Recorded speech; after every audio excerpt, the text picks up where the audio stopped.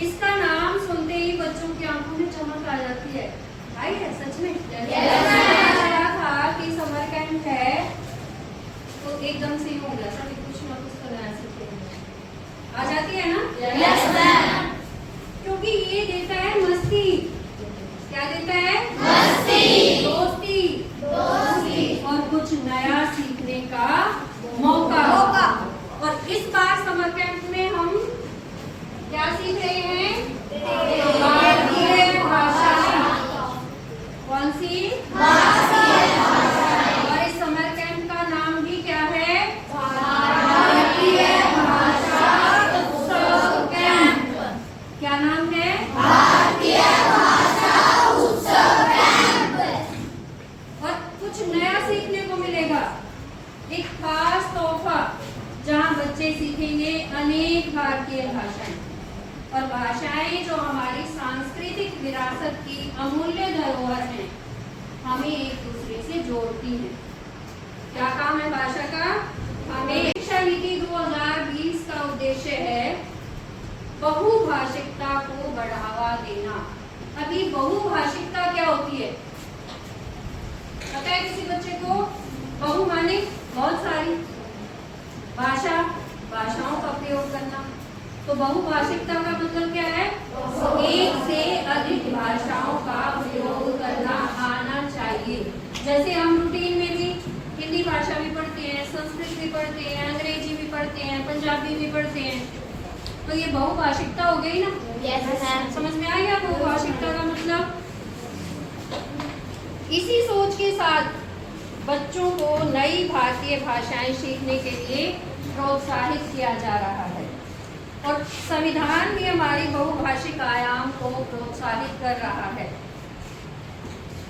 नई शिक्षा नीति 2020 में मातृभाषा पर आधारित शिक्षा को बढ़ावा दिया गया है, और शिक्षा मंत्रालय के मार्गदर्शन में ये जो कैंप चल रहा है ना, पूरे भारत में चल रहा है।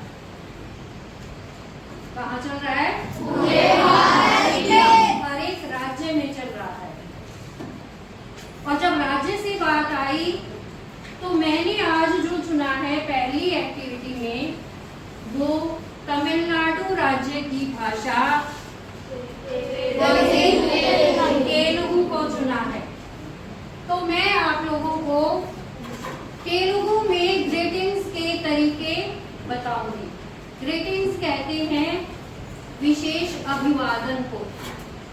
किसको कहते हैं? विशेष अभिवादन को। तो हिंदी में जिन विशेष अभिवादन का हम प्रयोग करते हैं, उन्हीं से जोड़ के हम आपको तेलुगु भाषा के अभिवादन का अभ्यास करवाएंगे। ठीक है?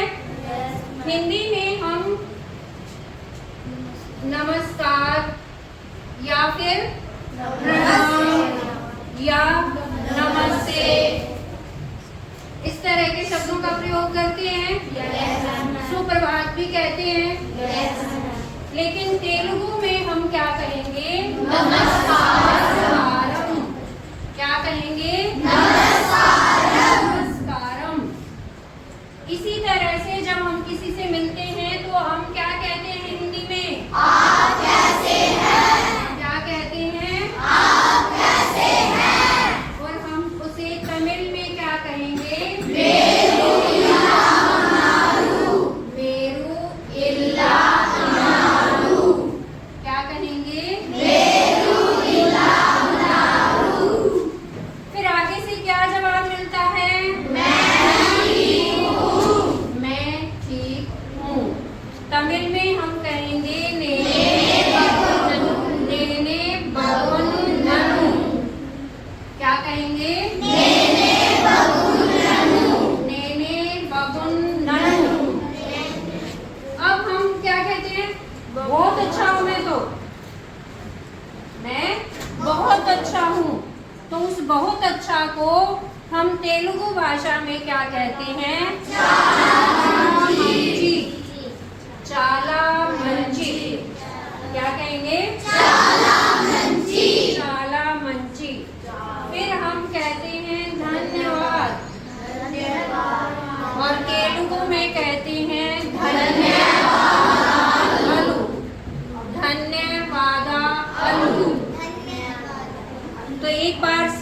तेलुगु में बोल कर देखें। Yes ma'am. नमस्कारम। नमस्कारम। मेरू इल्ला उन्नारू। मेरू इल्ला उन्नारू। నేనే బాగున్నాను। నేనే బాగున్నాను। చాలా మంచి। చాలా మంచి। ధన్యవాదాలు। ధన్యవాదాలు। कैसा लगा? अच्छा। इसका अभ्यास करो, कॉपियों पे लिखो, याद करो, खुद सीखो और अपने परिवार के सदस्यों को सिखाओ। ये